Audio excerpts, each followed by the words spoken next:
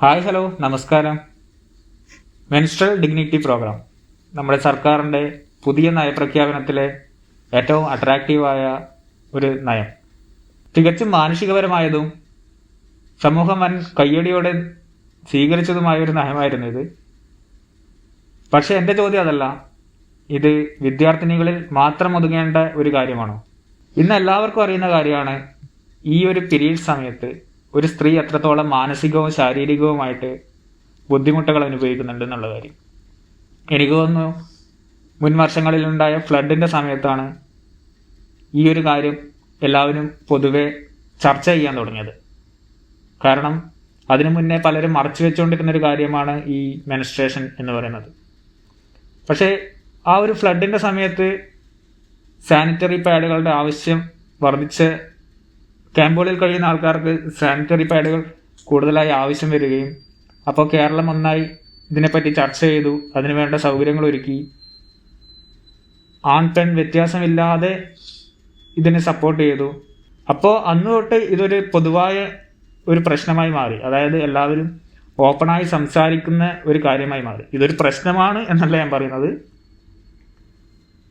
പക്ഷേ മുൻകാലങ്ങളിൽ ഒരു വലിയ എന്തോ പ്രശ്നമായിട്ടും കണ്ടിരുന്ന ഒരു കാര്യമായിരുന്നു ഇത്. അത് കുറച്ചും കൂടി എല്ലാവരും ആക്സെപ്റ്റ് ചെയ്ത്, എല്ലാവരും അംഗീകരിച്ച്, എല്ലാവരും അതിന് കൂടെ നിന്ന് സപ്പോർട്ട് ചെയ്യുന്ന ഒരു തരത്തിലേക്ക് മാറാൻ ഈ സമൂഹത്തിന് സാധിച്ചിട്ടുണ്ട്. എനിക്ക് ശരിക്കും എൻ്റെ ഒരു 10-25 വയസ്സ് വരെ ഇതിനെ പറ്റിയിട്ട് വലിയ ധാരണയില്ലായിരുന്നു.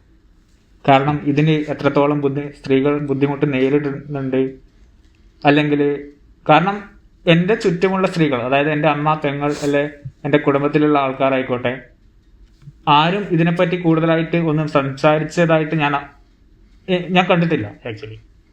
അപ്പോൾ അതുകൊണ്ട് തന്നെ അവരെ എന്തെങ്കിലും ഒരു ബുദ്ധിമുട്ടുകൾ കാണിക്കുന്നതായിട്ടും ഞാൻ ഇതുവരെ ശ്രദ്ധിച്ചിട്ടില്ല. ചിലപ്പോൾ ഞാൻ ശ്രദ്ധിക്കാതെ കൊണ്ടായിരിക്കാം. പക്ഷെ ഞാനൊരു വിവാഹമൊക്കെ കഴിഞ്ഞ് ഒരു സ്ത്രീയുടെ കൂടെ ജീവിക്കാൻ തുടങ്ങിയ ശേഷമാണ് ഇതിൻ്റെ ആഴം, അതായത് ഇവരുടെ വേദനയുടെ ആഴം എത്രത്തോളമാണെന്ന് എനിക്ക് മനസ്സിലായത്. കാരണം ഇവർക്ക് മൂഡ് സ്വിങ്സ് ഉണ്ടാവും, ഇവർക്ക് പലതരത്തിലുള്ള ശാരീരിക വേദനകൾ ഉണ്ടാവും.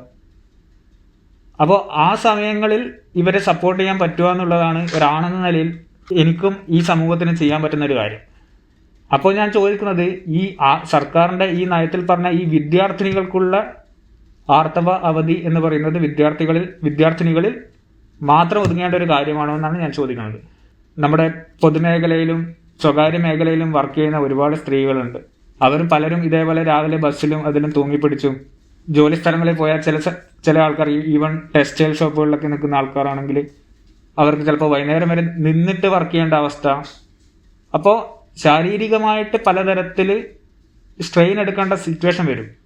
അപ്പോൾ അതിൻ്റെ കൂട്ടത്തിൽ ഒരു പീരീഡ്സ് എന്നൊരു കാര്യം കൂടി വരുമ്പോൾ അവർ എത്രത്തോളം എങ്ങനെയാണിത് സഹിക്കുന്നത് എന്ന് എനിക്ക് ഇതുവരെ മനസ്സിലായിട്ടില്ല.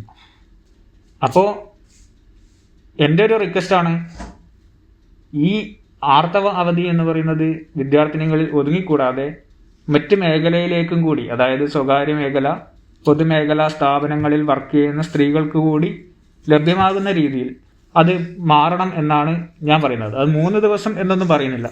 അറ്റ്ലീസ്റ്റ് അവർക്ക് ഈ 7 ദിവസങ്ങളിൽ അവർക്ക് ഏറ്റവും വേദന കൂടുന്ന, ഏറ്റവും വയ്യായികയുള്ള ഏത് ദിവസമാണോ അത് അവരുടെ ചോയ്സിനനുസരിച്ച് എടുക്കാനുള്ള ഒരു സൗകര്യം സർക്കാർ നിയമം മൂലം പാസ്സാക്കുകയാണെങ്കിൽ അവർക്കത് വലിയ കാര്യമായിരിക്കും.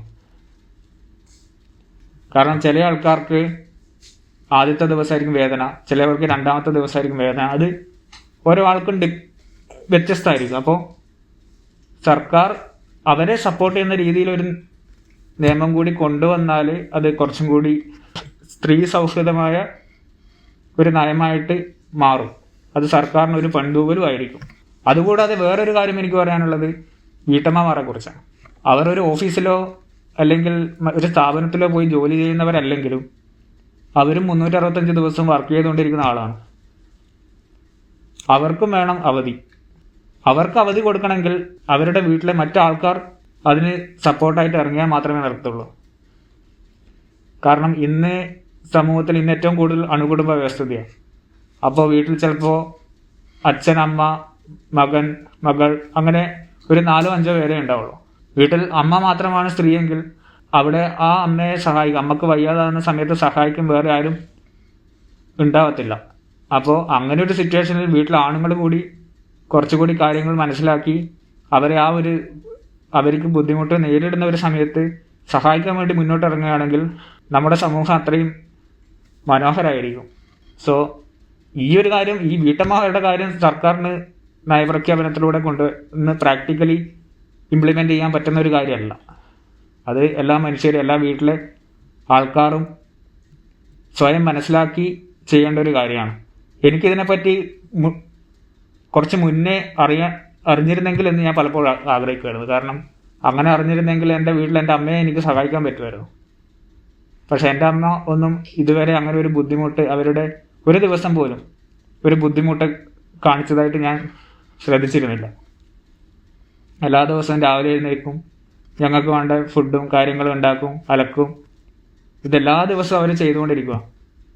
അപ്പോൾ ഞാൻ അറിഞ്ഞിരുന്നില്ല അവർക്കും വിശ്രമം വേണ്ടിയിരുന്ന ഒരു സമയം ഉണ്ടായിരുന്നു. പക്ഷെ ആ സമയത്തൊന്നും എനിക്ക് ചെയ്യാൻ പറ്റിയില്ല. ഇന്ന് ഞാനൊരു കല്യാണം കഴിഞ്ഞ ശേഷമാണ് എനിക്ക് ഇങ്ങനത്തെ കാര്യങ്ങളിൽ കൂടുതലായിട്ടുള്ള ഒരു അവബോധം ഉണ്ടായത്. അപ്പോൾ എനിക്ക് എല്ലാ പുരുഷന്മാരോടുള്ള റിക്വസ്റ്റാണ്, നിങ്ങളുടെ വീട്ടിലൊരു അമ്മയോ പെങ്ങളോ ഭാര്യയോ ഉണ്ടെങ്കിൽ അവർ ബുദ്ധിമുട്ടുന്ന ഈ ഒരു സമയങ്ങളിൽ കുറച്ച് നേരം അവരുടെ കൂടെ ഇരുന്ന് സ്പെൻഡ് ചെയ്യുക. അവർ ചെയ്യുന്ന ദൈനംദിന ജോലികളിൽ സഹായിക്കുക. അവർക്ക് എന്താ വേണ്ടുന്നത് ആ സമയത്ത് അവരുടെ മൂഡ് ഭയങ്കര ഡിസ്റ്റർബ്ഡ് ആയിരിക്കും. അവർ വല്ലാത്ത സംഘർഷങ്ങളിലൂടെ കടന്നു പോകുന്ന സമയമാണ്. അപ്പോൾ അവരെന്താണോ ആഗ്രഹിക്കുന്നത് ആ സമയം അവരുടെ കൂടെ നിന്ന് അതിനൊക്കെ സപ്പോർട്ട് ചെയ്ത് കൊടുക്കുക. അവരെ കുക്കിങ്ങിൽ സഹായിക്കുക, അവരെ വീട്ടിൽ ജോലികളിൽ സഹായിക്കുക. എല്ലാവർക്കും പറ്റുന്ന കാര്യമാണത്. നമ്മളൊന്ന് മനസ്സ് വെച്ചാൽ മാത്രം മതി. അതുപോലെ സർക്കാരിനോടുള്ള അപേക്ഷയാണ്, പൊതുമേഖലയിലെ സ്ത്രീകൾക്കും അതുപോലെ സ്വകാര്യ മേഖലയിലെ സ്ത്രീകൾക്കും കൂടി ഈ ഒരു പദ്ധതിയുടെ ആനുകൂല്യം ഉറപ്പുവരുത്തുക. സോ അതുവഴി ഒരു സ്ത്രീ സൗഹൃദ സംസ്ഥാനമായി കേരളം മറ്റു സംസ്ഥാനങ്ങൾക്ക് മാതൃകയാകണം. ഇത്രയും പറഞ്ഞുകൊണ്ട് നിർത്തുന്നു.